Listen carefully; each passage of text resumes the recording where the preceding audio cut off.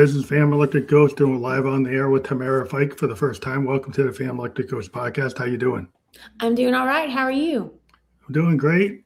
I want to let people know before we get to the heart of your story, go through a little bit of business. There's a QR code on the screen right now. If you scan that with your phone, that's for Podmatch. Podmatch is how we find guests on the podcast. If you're a podcast host or a guest, you can use Podmatch to find and locate guests and hosts that match each other.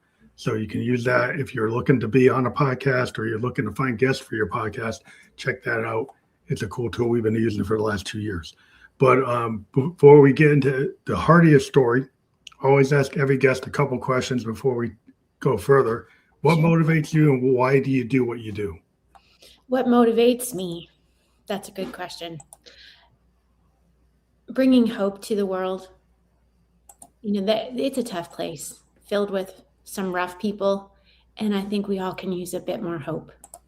Yeah, lately things been going on. I can totally align with that.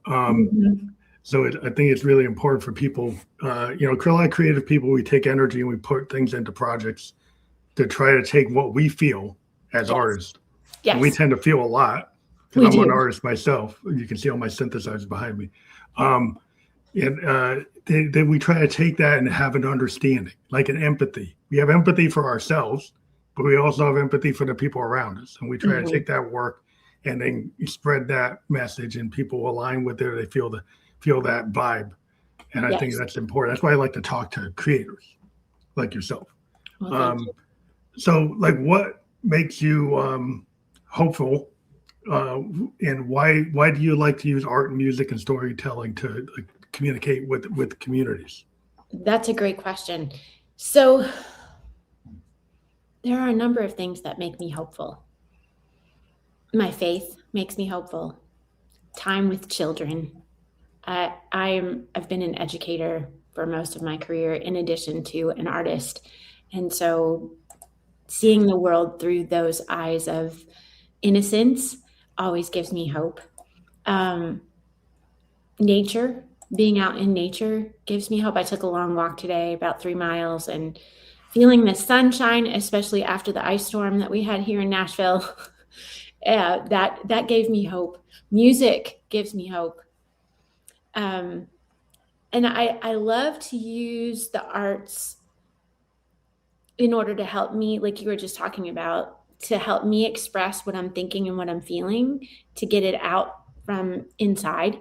I've found that if I keep it all bottled up, I usually start to spiral. But if I can express it in some way through writing or painting or singing, then it gives it a place.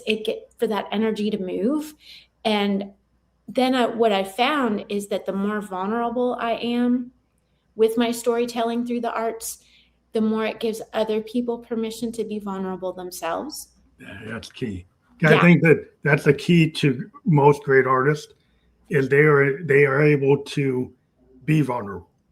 Yes, I think you're right. And I remember a voice teacher that I had a long time ago. I was in my 20s and I was studying at Fisk University here in Nashville, and Miss Bliss was my teacher. And she said, your job as a singer is to help other people feel. Yeah, that is the job. And I was like, what do you mean? Because I feel everything like you probably do. Yeah. And she's like, yeah, most people just turn it off like a spigot. Yeah. But your job is to help them turn those emotions back on. Yeah, because we have empathy. And the thing about artists, I talk to like writers, is they're very observant of their own subconscious mind and the world outside of them. And the key to being a great artist is to synthesize the both of those and then come up with something that tells a story that actually resonates. Yes. And I think that, great artists are able to tell a story, turn a phrase, and it resonates and people's like, wow, I feel that. And then the audience or the people who consume the art, they have their own vision of what that story is. And they kind of take whatever the artist created and then they own it. I agree. And you don't always own what you wrote after you put it out the door. And I think part of the hope, going back to that, is letting people know that they're not alone. Like when we as artists can be vulnerable and give people permission to feel themselves, then we all realize, oh, we're not alone in this human condition. Yeah, I think that's because you're the founder of Love in a Big World. So I am. tell me about what that organization is and how it came to be and what it does. Thank you for letting me share the story. It's been a long journey. So Love in a Big World creates a safe place for kids to ask big questions about their lives, and also gives a place for caring adults to help those kids learn the skills that they need to, so that together we can all build stronger and healthier people, families, and communities. So this work came about in 1996 initially as a nonprofit. I was just a kid myself, and I was serving as a substitute teacher in urban Nashville schools. And I was just looking at this clip the other day. My kids at the time, I was mostly working with sixth graders, and they were 12 years old. And they told me on a regular basis, I'm going to die before I'm 21. Oh, wow. And I was not okay with that. I was not okay with a baby looking at me and saying, it doesn't matter what I do.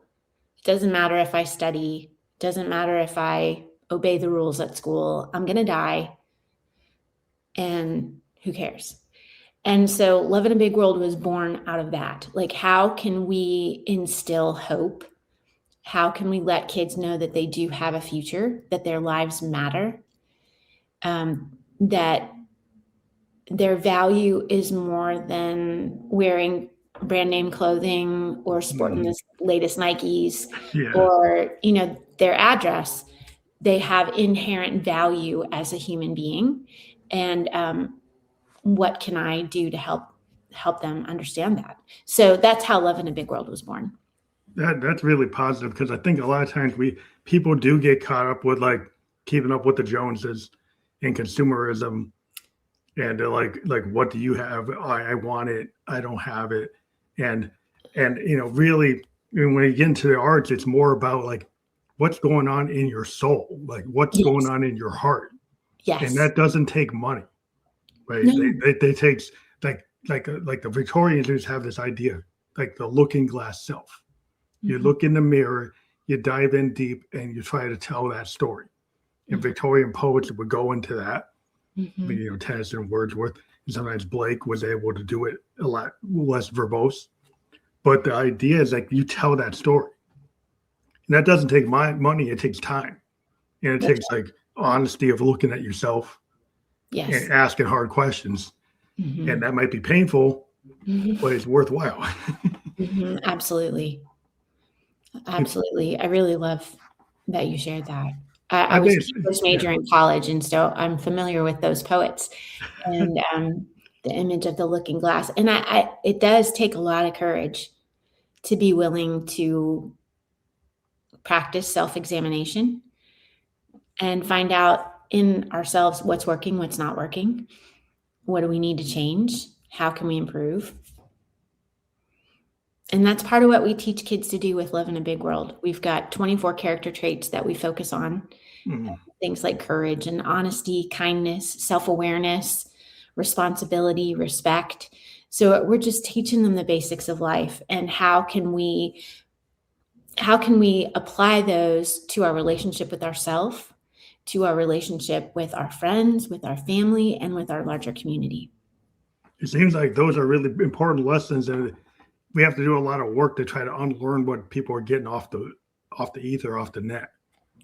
Because like it seems like on the net, being the most negative, abrasive, abusive personality seems to draw a lot of attention.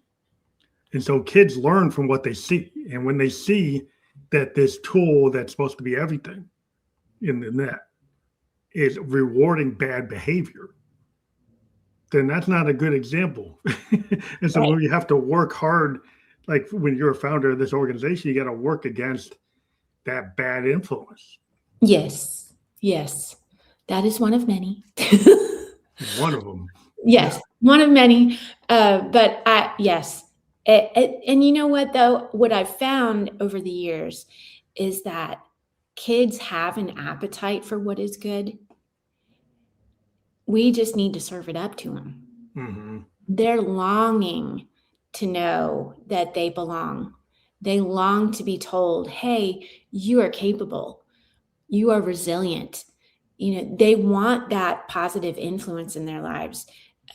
We as adults, the onus is on us to slow down enough to look them in the eyes and have the conversations that we need to have to let them know just how loved they are. I think the one thing about being an artist or a musician or any type of creator is you learn that the perfection trap is not it, right? That a lot of times happy accidents and doing the work. Yes. Like you took your 10,000, 20,000 hours to get your voice, right? To learn your instrument, to figure out, what you're going to do with your craft. And along that journey, you make mistakes. Absolutely. And we have a problem today where I think a lot of people think you go to 0 to 100 and somehow you're perfect. You suddenly become the big billionaire, and you just did it all by yourself. Nobody helped you. You just had this amazing capability. You didn't make any errors, and that's not the story. No. The people have to give themselves a little more grace, and the permission structure. There's like, just because you're not perfect the first day you try something doesn't mean you give up. Mm-hmm. That's true. It's true. I think I've learned just as much, if not more, through my mistakes as I have through my successes. Mm-hmm. My failures have taught me what not to do next time. I tell my kids all the time, I've got some young adult children. I said, you know what? Now that you're in the workplace, I'm going to give you a little secret. You can learn just as much from bad bosses as you can from good bosses. I'll probably learn more.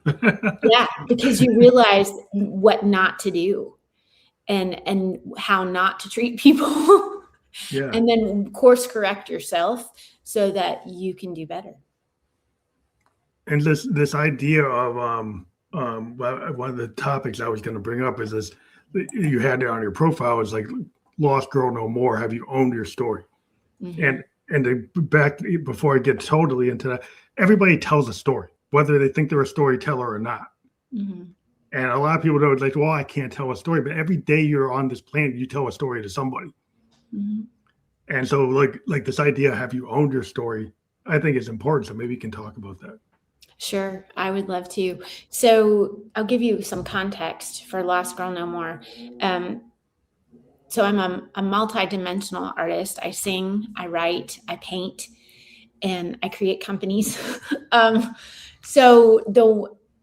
the fall of 2025, I hosted an art show called Lost Girl No More. And based on my work, and it was the first show that I did. Some of my friends were like, how did you get the idea to do this? I was like, well, at the beginning of 2025, I told myself, I'm going to do this year because I had thought about it for a long time. And so I found a space in town and I just went for it. And it was as much about my personal discovery as it was about showing my art, if that makes sense. Mm-hmm. Because if you've ever performed in public before or shared pieces of art publicly, then it takes a whole lot of guts because it's like you're just turning yourself inside out for everybody to see.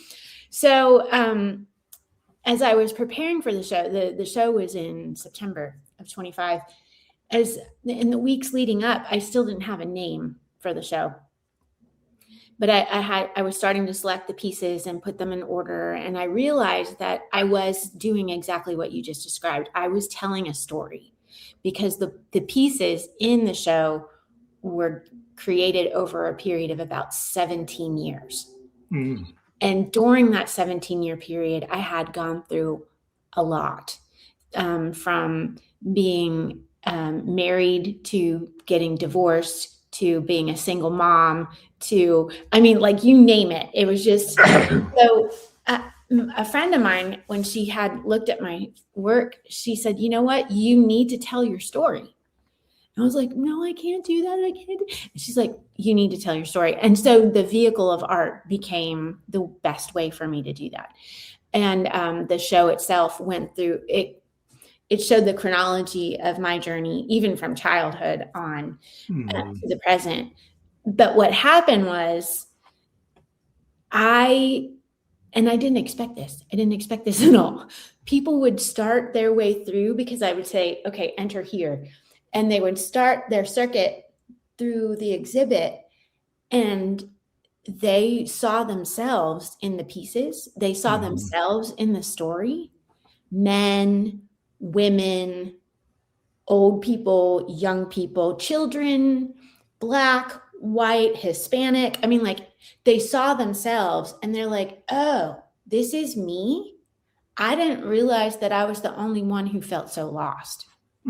I didn't realize that I was the only one who felt like nobody liked me or loved me, or that I was left out, or that I was bullied, or, I mean, like, you name it, whatever the emotions are. And often what would happen is by the time they got to the end, they were just sobbing. And some would greet me because I stood at the top of the circle and was hugging people and thanking them for coming. But some would just run into my arms and I would just embrace them. And they would, I mean, racking sobs. And I didn't expect that. I didn't expect that at all. It was incredibly moving. But it goes back to what we were talking about a few minutes ago, that courage to be vulnerable, which gives other people authentic courage to be vulnerable. When you create authentic art, it really speaks to people. And then they can actually put themselves in the situation. It brings that empathy trait that people try to hide it. A lot of people are told they got to suck it up, don't have empathy. Somebody's like, oh, it's their fault, and it's the otherisms. And so then you're told to not have any sensitivity, not to have any empathy. It's just, if you shut that down, be stoic, just think about profit, don't care about anything else other than winning. Right. Instead of the idea, what if your neighbor needs help? You're going to say, well, I guess tough luck on you. Or you're going to be more willing to say, hey, this thing happened. Maybe they need a blanket. Maybe they need some sugar. Maybe they need some bread. Is that hard to do? Does that make you weaker if you do that? Right. I think it's interesting when people start thinking about community. And artists, it's like we have to, if you don't share with the community, no one's going to know you. You're going to be this artist like William Blake, the great Victorian poet. They found his stuff in a barn. But he etched it and acid in these plates. So the songs of innocence and the experience were found in a barn. Oh my goodness. I didn't know. He's one of the Victorians that nobody knew him in his time, but he felt his work was important. So instead on paper, he etched it in these metal plates. It has art that goes with each poem. But but he felt it was important, but he didn't know how to market himself. But he still felt the need to create the work. So even if you create the work and it's not even known in your time, there's worthwhile reasons to create that work. Yes. I'm chuckling a little bit because for years I referred to my vault. So I had a vault of work on my computer.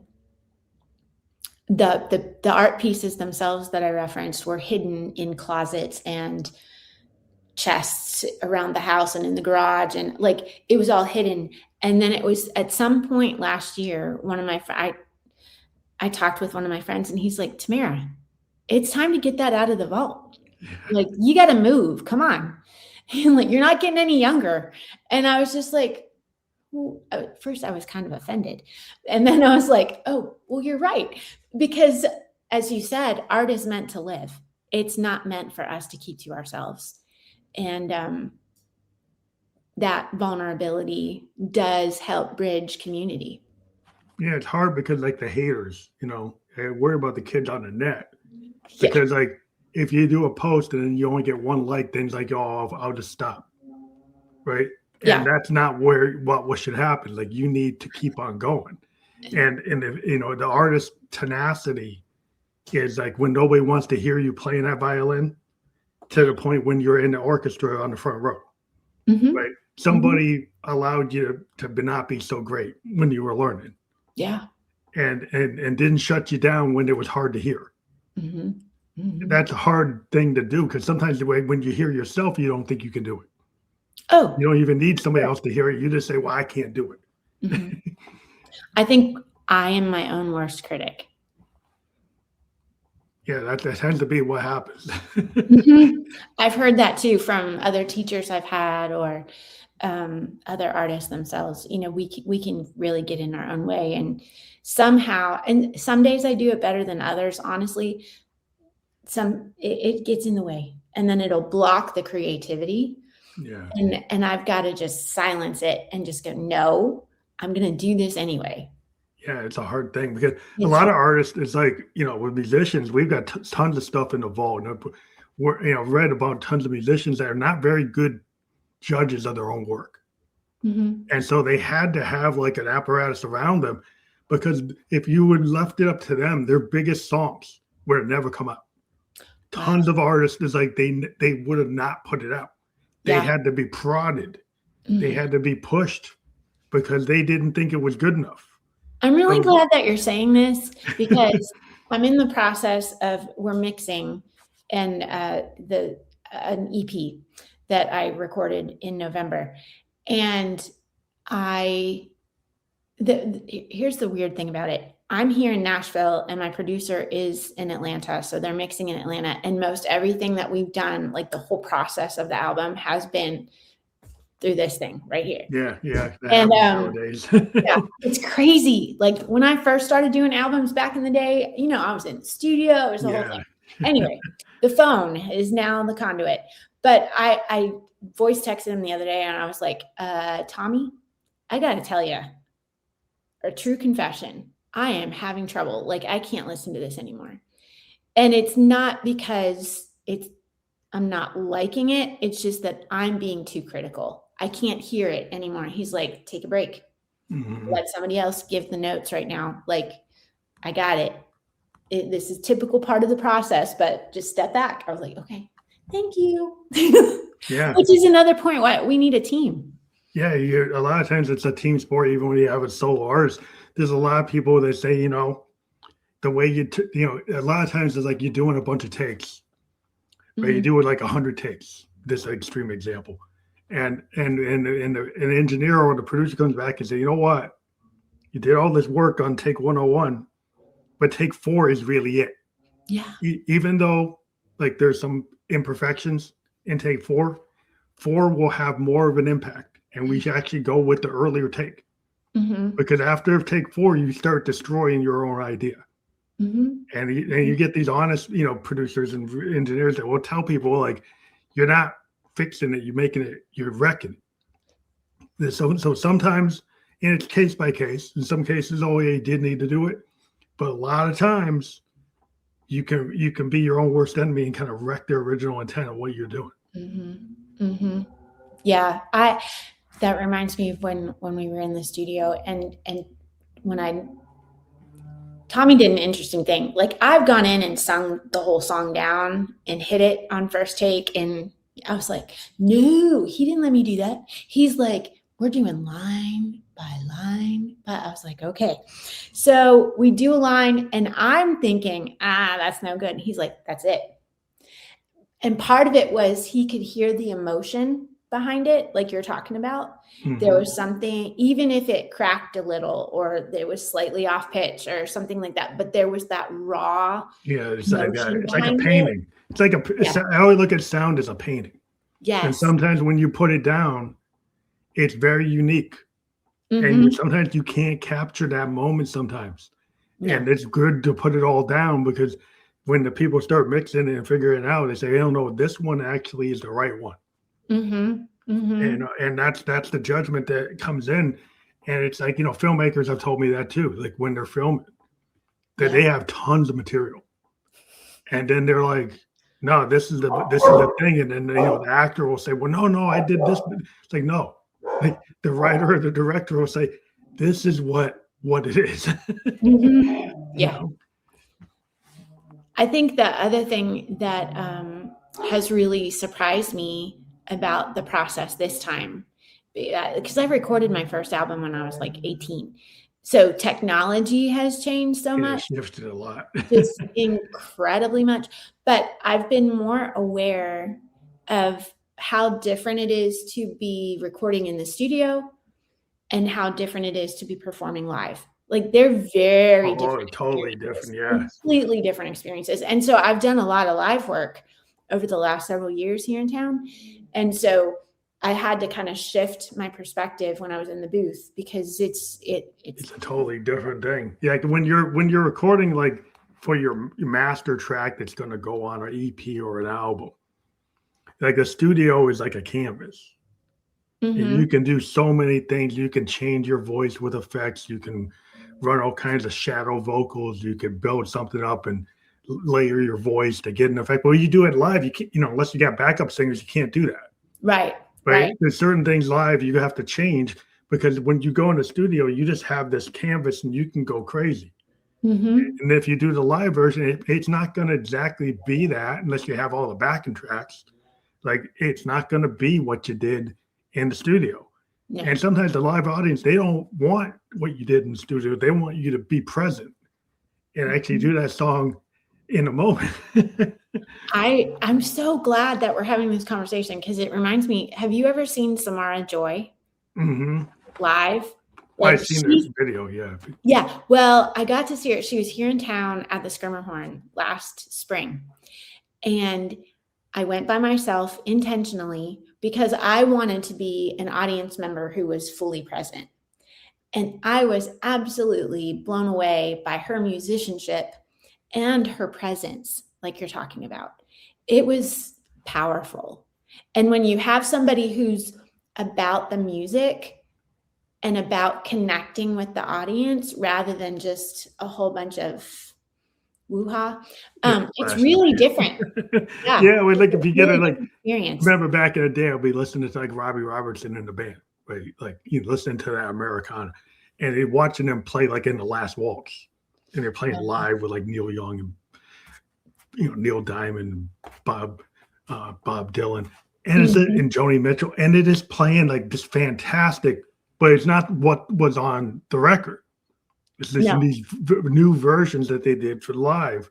And even if you've got live albums from these bands back in the 70s, it's like they would go and extend songs. They would change lyrics. They would just do what fit, and they weren't into this mode where you're going to hit it note for note, unless you were like the Eagles, where they did that for the Hotel California tour. They started finding everybody if they didn't hit it note for note, and then nobody liked it, and then they all broke up. I didn't realize that's what happened. Well, part of what happened was they started to say they had to hit it because it was such a big album. They felt like they had to hit it note for note. And Joe Walsh is like, I'm a lead guitar player. I don't want to do it the same every night. Feldman, he didn't want to do it the same every night. So it started building pressure among some of these great musicians. Like, you're taking all the joy out of it. Right. Improvisation. It does bring a lot of joy. Yeah, it's like you got to feel that moment. If you tell me it'd be so, is it classical? Do I have to do it just like where Chopin put it down? It's like, yeah, there's a space for that where you want to be exact. But even then, the conductor decides to conduct it in a way that's not exactly the way it really was originally ever played. They make a decision. Yes. Exactly.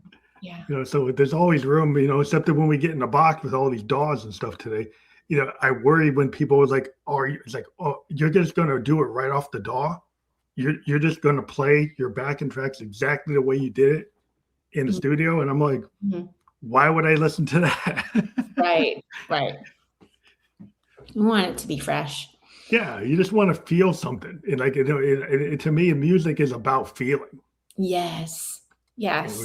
If I go see a play on an off-Broadway play, and you watch some of these really great actors doing these one acts, if you actually watch a couple of shows, they do the lines differently Mm-hmm. because it's like that moment they decided that the character felt it a little differently, so he did a little different. That's what I like. I'll actually go see a play like twice, to see them do that because they will. I really love that. Are you near that area? Oh, I live in New Hampshire, so I'm not super close to New Okay. York, but I'm in the Northeast, so I can get to New York. So you can get Sometimes I'll play, like when I play my show, I've done shows, I do them in New York or Boston, but so I'm kind of a Northeastern guy. But yeah, I just Pittsburgh, so I know I'm not quite up northeast as far as you, but same vibe. Yeah, it's the vibe. It's like I just like that art kind of scene, whether it's the plays or going to a museum, just to feel somebody's work, to see like a gallery show, you see somebody's paintings, like and you get to feel that story. Yes. Like you were telling, like if you see somebody's like physical, sculpture work or painting work, it's like anything that's artistic. I just like dig it because my family, my daughter's a graphic artist. My wife writes plays and books, and I do music. So we're all into the arts and we respect it. Yes, I love that. And you're reminding me of a trip that I took to New York several years ago for my daughter's 16th birthday. And one of the places we visited was the Museum of Modern Art. Oh yeah, that's awesome. And I got to see Van Gogh's Starry Night. I was captured by that. And then I saw the big wall of Monet's water lilies. Oh yeah, that's awesome. And I cried. Like I was just so moved by the beauty of Monet's piece. And my daughter, she's 16. So she just sits down on the bench. I'm standing there in awe. And she's like, what are you doing? I'm like, no, stop. I need some time because you're right. It's like the essence of the work and the essence of the artist. If we open ourselves up enough, you can feel that. Yeah, it's just the appreciation. It's like, I was, trying to get people to understand like art history or art appreciation in this digital age.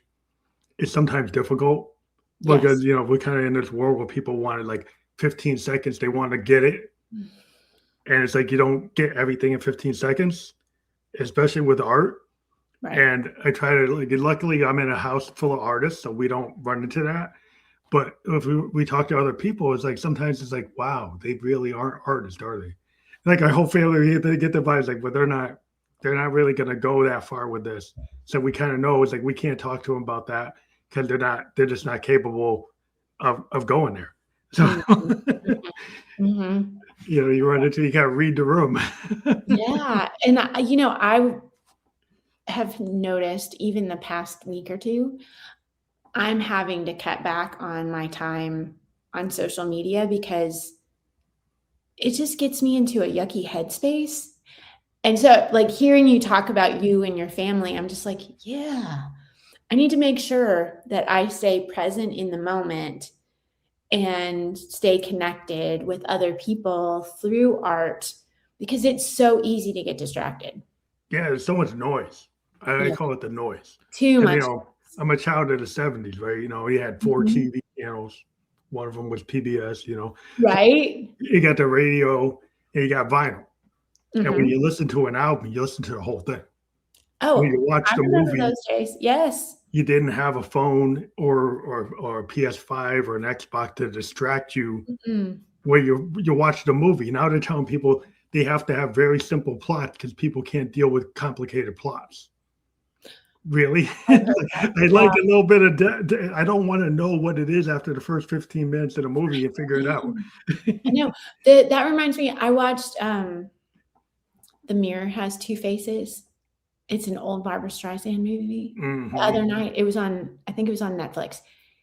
And I was marveling at the difference in the storytelling from the era of that film to today. Yeah. Much more complicated. Yeah, it's a lot slower. People like my daughter would say, wow, that's slow. He's like, yeah, it's slow. Because it's like it's intentionally slow because we don't have to speed everything up because you have a short attention span. Like the depth of some of the older movies and the speed of when the action things happen. They don't. Sometimes the really pivotal events don't happen for a long time. Right. And you're like, and some of this new generation of audiences, like they get bored if it doesn't happen right off the bat. And there's a gravitas to it. Yeah. That is so healthy. It's because real life is like that. Yeah. It doesn't all just boom, bang, bang, bang. Yeah. Is it got to be like fireworks every second of the day? You can drive my attention. It's like sometimes you need to look for the Easter eggs, think about what did that person say? And then you see what happens. It's like, oh, that actually meant something. But if you're not, you're so hung up on being like distracted by the boom, bing, bing, dang, you don't miss the subtext. You miss the subtext. You miss the other things. Yeah. And one of the things I'm guilty of is wanting that quick fix of like, okay, let me get it done so I can cross it off my list. Yeah. Right? Like that sense of I've accomplished something. And so I received some work today from a graphic artist that is helping us with the images for the singles. And he starts off his email with, I'm sending you this. I want you to sit with it. And so I looked at it once, and of course I had notes already. And I was like, oh, he wants me to sit with it. Okay, let me look at it again. But I know like over the next, 4 or 5 days, I'm going to need to go back and look at it and think it, you know what I mean? Yeah. And we're not used to that because we're just. No, because we wanted to make a snap judgment. So I like it. I don't like it. Where like telling you that's kind of like an old school way of looking at things. Because like sometimes you have to walk away, as a musician. It's like I could be into something, spend like 2 hours on my keyboard, I'm just running the keys. And then I just tape it. And then I go back and I listen to, 15 minutes into this hour-long tape. There's the hook. There's the intro. There's something. And then I won't listen to it that day. I might wait because I played it that day and I want to give myself a little bit of space away from it. So when I come back to it, I can say, objectively kind of look at it and say, oh yeah, that was good. That wasn't good. And I think that's what we don't do. Like we immediately, it's like, let's go into the DAW and just do it. And it's like, sometimes it was hard to do that with the old tech, like go doing it on an old tape mastering unit with the old board. Like if you had to actually, I actually got to play it. I actually had to play that bass for 3 minutes and 33 seconds. Right. I actually got to play that drum for the same amount of time. And then maybe I spliced the tape, but I got to spend time. I got to spend way more time than I have to now. Now I could just boom, boom, bang. I got it in 15 minutes. I got something. But like sitting with it, like you said, you can have a better outcome. Yeah. And I think especially when you want to do work, creative work that is lasting, that people will come back to over and over again. I mean, like you look at, I'm here in Nashville, so my first references are Johnny Cash, Dolly Parton, like they're iconic, right? You even talked about the Eagles. I mean, it's cross genre, but their work is so iconic because they took the time. Yeah, there's a lot of work. I mean, if you look at what Cash was doing with Sun Records and the stuff he did with Dylan, he did Folsom Prison stuff. Is it like I like Cash because he just got down to it. He told this story that not everybody was telling. He put himself in this shit, like the Outlaws. He's like the prisoner, like the guy, the boy named Sue. Like he's gonna take that side. It's like, oh, that's interesting. That's not what everybody does. So he turned phrases and had these ideas that was coming from a different place, and people are so afraid to be unique. So afraid to have their own brand because it's like, well, there's this other brand X and they got 1 million customers. Let's be brand X too. And I don't know about you with the work that you've done, but at times that fear of being different or the shame of maybe I'm not good enough, like when you get caught in that comparison trap, that's another thing that can completely block off the creativity. Yeah, totally does. If you spend all the time saying, well, I got to get this hook like John Fogerty. I got to do it like Clarence Clearwater. I got to do it like that. So why don't you just do what you had in your head? Yeah. And like what you had in your head, maybe you were inspired by CCR.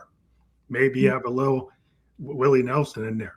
Maybe you have a little Johnny Mathis in there. Maybe what I don't know what you got in there. Like, you got your reference points, but don't try to him exactly. Just live with what you're inspired by and let it kind of percolate. And then you have you. And what you do is nobody else does you but you. You're like preaching to me. That's what I say. This is so I always tell good. people, it's like you are your best asset. You know, that's what nobody else has. So like, if you make it work on that and take your voice and get it to be the best sound, and you take your how you turn a phrase and you tighten it up, but it's still your phrase. Yes. It's not Bobby Dylan's phrase. It's your phrase. It's the way you approach it, you know? And that's all part of owning our own story, right? Yeah. Because I've not walked in your shoes. You've not walked in mine. But when I fully own who I am and express that, that's when the connections happen. Yeah, that's it's when ironic, isn't it? Yeah, that's when people say, like, I felt that. Because you're being honest.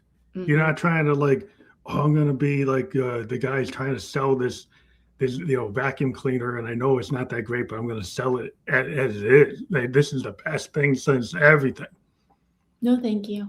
Like, I'd rather actually come as like, hey, I actually got this thing, right? It's me. I'm telling my story. And this is the best thing because it's really my story. It's not a made up story. It's a real thing. And that's that people can feel that when you're on stage and you do that. When you put it on record and you do it, people know it when they hear it. It's true. You're reminding me of a conversation I had with a new friend I met in Indianapolis in November, fall of 25. And he said to me, we were talking, sharing stories. He was telling me about him and his wife and kids. And I was telling him my story. And he's like, you do everything like from the inside out, don't you? I was like, yeah, I do. I hadn't thought about it that way, but like, it was really interesting to have him reflect back to me that mirror image that you talked about earlier, that art can be like how other people can be that mirror for us too. And he's like, oh, okay. And I was like, I learned something about myself today. But I think it's like when you tell that story, like I always talk about sound paintings or sound movies. When you have a really good song, it tells a story like it's that great painting, and you're like, the paintings tell stories. Yes. Yeah, absolutely. And then, there's a song tells a story. It's like a little movie. Yes. When they're well written, it's like this little mini movie, or it's like a really short, great American novel. And it tells this story, and you're like, wow. So, the songwriter is the same as the authors, that they're doing a very short form. And they're brilliant at the short form, getting to the point. And they can get to that point, and they can have hidden meanings. They can have all kinds of subtext, but it's like they're able to tell it in a concise form. Where the other, the movies and the books, they're the longer form. And it's all art. It is. Yeah, it's just different genres. One of the songs that probably was the hardest to record, but I'm also the most excited about, is the one that I wrote for my dad. My dad has Alzheimer's. He's had Alzheimer's dementia for about 6 or 7 years now. And I wrote a song for him, and I cry every time. Every time I hear it. But it's one of those stories, like being able to share my story. It's one of those stories that connects with other people, because there's so many of us who are dealing with aging parents, or parents who have dealt with Alzheimer's dementia. And I think that's what we need to give ourselves permission to do. We need to give ourselves permission to talk about the tough stuff. Yeah, that's a tough thing. And my father, he passed away from me back in 2017. And that was a tough thing. And, a lot of people in the family, they didn't want to deal with it. And it took a long time to kind of deal with it head on. I mean, eventually he started getting the treatment he needed, but there was a lot of denial. You know, at the beginning that he was like going into that zone, and because nobody wanted this to actually feel like, oh wow, we're losing him. And you know, they didn't want to come to terms with it until they, you know, there were the walkaways in the middle of the night, and in situations where, you know, dangerous things like trying to drive the car when you shouldn't be driving the car, all those things that can happen. So yeah, it's a hard thing to go through, you know, when you deal with these like critical moments in people's lives. Is like sometimes things change. People are not who they, you know, that's just the evolution of your life. And then, you know, when you come to terms with it, you tell that story, and you actually tell the hard part. That's a hard thing to do. And the long goodbye, as you know, is no joke. And the grief that happens as you're saying that long goodbye, and then the grief when you have the final goodbye, like, just how do you process all of those emotions? And that's another reason why I'm so grateful for the gift of art, whether it's painting or whether it's music or whether it's writing. I use all the different mediums because it's a lot of feelings. Well, I think it's great that multimedia is great, and a lot of artists, like we kind of, if you're a musician, you work towards like the visual, like your stage presence, right? Is visual. Like you work on like, well, like how I character, you know, how I dress, how I actually look. Like your stage self might be different than your normal day to day. You know, I'm going to drink my coffee and have my breakfast, or talk about the weather. It's a different person that you portray, like an actor. And it's like, you know, in the cover of your album, like what you want it to be. Like if you do a video, you work with video directors and stuff. So there's a lot of multimedia in the arts. There's a lot of stuff that like it kind of co-mingles, and you find artists like, oh, they're painters. Maybe they're not big painters, or they're in multiple genres, because it's not always like we all get pigeonholed. Oh, this is your lane, but I find that a lot of people are more than what they say they are. Well, wasn't it Jerry Garcia from the Grateful Dead who painted and then ended up having some of those paintings become ties or something? People are multifaceted, and we tend to like they say, when people want to say, oh, he's an accountant, he's an actuary, but the actuary might be a painter. Right. They might be doing plays on the side. They might be they're a coach, or they're doing other stuff. Everybody has a life. They're doing other things. They're not just one thing. Well, and that's part of the frustration right now, I think, for a number of us as creatives. I'm wondering if you have felt this too, is that growing up, we were used to the boxes. We were used to the silos, and those have been obliterated. And you can have these multiple disciplines that you practice, and they can all somehow come together. Here in Nashville, the term that everybody's using now is a creator. You're just like, overall, it's just, you're a creator. It's a creator, because there's so many hats that we wear that, you know, like you might design your stage set, you know, you might help design it, you might have put it down, you might, you know, work with the artist to do your record cover, you know, you might be working with somebody, you know, on like a filmmaker and giving them ideas for storyboard. Like you could be doing all kinds of things, and maybe you don't publicize that you're doing other things because it might be your side income. But right. You got to make a living. Yeah, it's like all this stuff that we are, and it's all okay. You know, you don't have to hide it as much. Maybe now in this creator world, you can be more open about it. Where you maybe have said, well, you know, back in the day, you might have said, well, I'm only a bass player, or I'm only a singer. But the singer might be like writing a song, but he didn't want to say he was writing a song. He said he's just a singer. You know, he's writing other people's songs. And people don't even know it. The other day there was a story about Carole King and how she used to be a great songwriter, but they'd always put her name second. Yeah, she was the primary on tons of stuff. Yeah, and then they didn't want her, like the record company didn't want her to do Tapestry. Yeah, but she did it anyway, and then she blew up. And she was like, you know, she's one of these great writers out of Tin Pan Alley, and they wanted to keep her in the box. And even then, they didn't want to credit her when she was writing all this stuff. Mm-hmm. And then she's like, it's the 70s.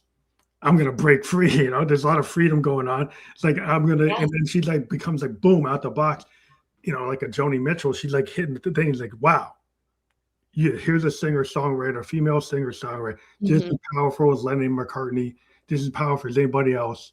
Yeah. And able to just boom, slam it. And then you come to find out she had written all this other stuff. And it's like they were trying to hide her or put her in a box. And it's like, no, I won't be in a box. I'm really glad that we're getting away from boxes.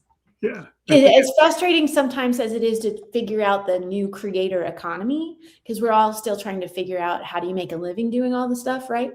In this new world of technology. But I'm really glad that we're free of the boxes. Yeah, one thing about the tech though, I get concerned because I'm a techie. I do software design. It's my day job. But the AI, I'm worried in the arts because you get these people like making AI bands and putting stuff on the streaming platforms to compete with like actual bands. And I'm like, I like all these tech bros. Like I understand they like to do stuff, but when you start stepping in, I actually had a tech bro on my podcast one time, and he told me that he thought the AI tech would eventually replace all real artists. And I'm like, no, I don't know where you're coming from. And I understand why you want to say that, because you want to monetize that and you want to own it. Mm-hmm. So I looked at him as like, you want to own creativity, and that's very negative. You can't own because human creativity comes from the soul, and you're trying to tell me it comes from a machine. Well, I don't know about you, but I in my business world, with Live in a Big World and some of the other things I've got going, I was working on a project, and one of the tech guys sent me a pitch deck. Like he refined my pitch deck and he sent it back to me, and I looked at it and I was like, something is very wrong with this pitch deck. Well, came to find out he had just run it through AI and sent it to me. And it was dark, and it was missing the heart. Yeah, that's the problem. It was missing the soul of it. And so there was some really good stuff about it. Like it provided a good framework, and I was able to take it and humanize it. And humanize it. Exactly. So I think if we can look at AI as a tool to help augment what we do. Yeah, it's like a first draft tool, but we have is people are using it as a final draft tool. Right. My argument, I've always dealt with people in tech. It's like we can use it, like in tech, like I can use AI to check my code for what we call syntax errors. Yes. Maybe I made an error in the code and I'm trying to find it. The AI is very good at finding what I did wrong with the syntax and fix it. To me, that's a great use of the tool. Absolutely. But to go and have AI through a chat, to a prompt, build the whole program, it's not cool, because what you get is something that looks like it works, but it can't handle what we call the unhappy path, which is the situation that doesn't, like the 80-20 rule. Yes. It can do 80%, but it can't do the 20. That's where the human comes in and handles the 20% that are not normal. Yeah. Doesn't know how to do that. Yeah. Do it will make you think it did it, but it won't do it right. And that's the trap people fall into. It creates this 80-20 thing where 80% of it might look okay, but the 20%, and that 20% might be the whole thing.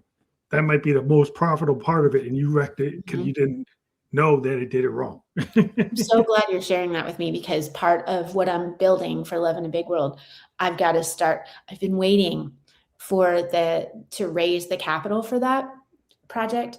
And I just got to the point the other day, I was like, you know what? I'm going to just do it myself. And I don't know how to code, but I've got a really great friend. She's a female founder as well who does. So we're going to get together and figure it out. And because all we need at this stage is to have something workable so we can bring some people on and try it out, a pilot, a beta. It's really good for that. And it's good for checking syntax error. It's great for telling you like procedures that you don't know.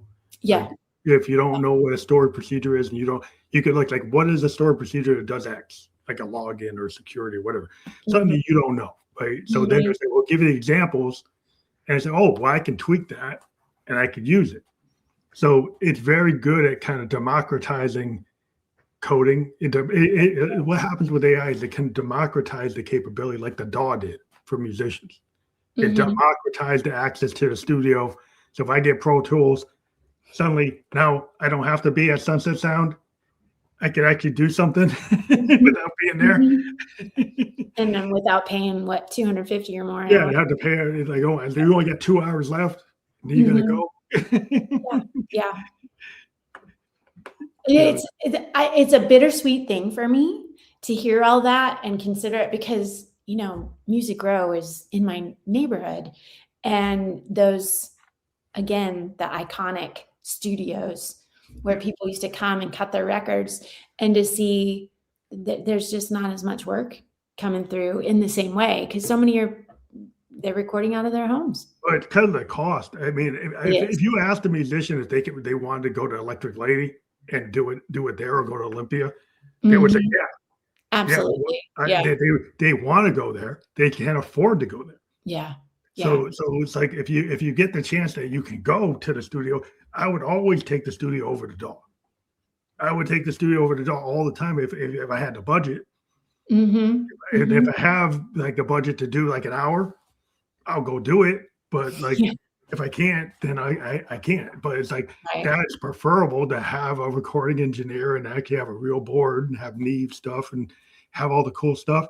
Yeah, and have the real mics and the real preamps and all that stuff. Yeah, I'd rather have the analog stuff. I mean, I have Moog. I've got like actual analog synths in an age of the digital and sample because I feel like that sound to me, I can tell the difference. Oh, of course you can. So all these kids today say, "Well, I can just use the plugin." It's like, okay, show me that Moog plugin, and I'll show you my Moog. And like it doesn't sound the same. It's like a real guitar versus like a sample guitar. Like a real guitar, the guitar is like there's a reason why the guitar costs some money. But you know how it is. But I do. I think it's really cool that you have a lot of hats that you wear. Thank you. You're able to kind of understand that that's like the artist creator. That's like where we want to be. Like every artist, if they have a vision, they want to be the, control that vision. You get like a Stevie Wonder, you get like a Prince, you get Miles Davis. They have a vision. They wanted to do it a certain way, and they knew what they wanted, and they got to where they wanted because they didn't need anybody to tell them. They kind of knew where they wanted to go. I really appreciate you saying that because I think as any artist does along the journey, we can doubt ourselves. And so it's when you come out of the cave where you've been creating for a while and share your story, share your art with other people and have people go, "Hey, you're onto something." It like gives you the energy to go back into the cave and do more of that creative work again, So thank you. I appreciate your encouragement. And I think it's really important for artists to like stick with their dreams because a lot of times like the 17-year-old artist that we get discouraged by the time we're 35. Oh yeah. And then it's like like I'm 58. I started when I was like 15, and I know a lot of guys that like their guitars are sitting in their basement or in the garage and never picked them up again. Mm-hmm. And I'm around the guys that actually kept on doing it regardless of whether they made money or not. Yeah, they just loved doing it because it brings you joy. Yeah, they just did it because it wasn't about like getting on MTV or getting a record contract. It's about like I love my Les Paul. Right, I love playing that Les Paul, and I'm not going to play it whether I get somewhere or not. Right. That's where I got to with singing a few years back. It was like, you know what? I do this because it brings me joy. And when I do sing and I see that it brings other people joy, that's even an extra motivation. And so it's not about the numbers. It's about what brings joy and freedom. Like we've been talking about, just the freedom to my soul. I think when you put that out in the world, that the one good thing about the net is like you put something out in the world and maybe people in your hometown don't like it, but somebody else in the world likes it. And so you have no idea how it's going to hit just because maybe your local group, people in your town is like, I don't like it. Somebody else in the world might love it. Somebody in Sweden or Norway or Australia or somewhere in Taiwan. It's like oh, I dig this. And then the next thing you know, it's like, wow, I'm in Taiwan because they dig it. It's like that's what happens. Yeah, that's awesome. That's why you should never just because the people around you that just physically around you don't dig it or don't get it is not a reason to not do it. No, you got to stay true to yourself. Yeah. So I want to let people know we do have your QR code up there, and that is for TamaraCreates.com. And if people take that and scan that right now, go right to their website. If people go to their website, what do they find there? They're going to find samples of writing. They're going to find music samples. They're going to find a shop where they can buy some of the art. And they can join our mailing list too, and we'll keep you informed about when the new music drops. That's cool. We do encourage people to take advantage of the QR code. That's the quickest way to get to the website. You can click on that URL below, both the one for the website and for the Instagram, on the platform that you listen to or watch the podcast. We've been on LinkedIn, YouTube, and Kick. We will be on all the other major platforms for podcast by the end of the day tomorrow, so you'll be able to do the same thing. We do encourage people to replay and share with other people. And I want to thank you for being on the show today. Oh, thank you so much. And I want to make sure we all connect so that we can share your show with more people. Thank you. Well, have a good night and have a good weekend. Thanks. All right, you too.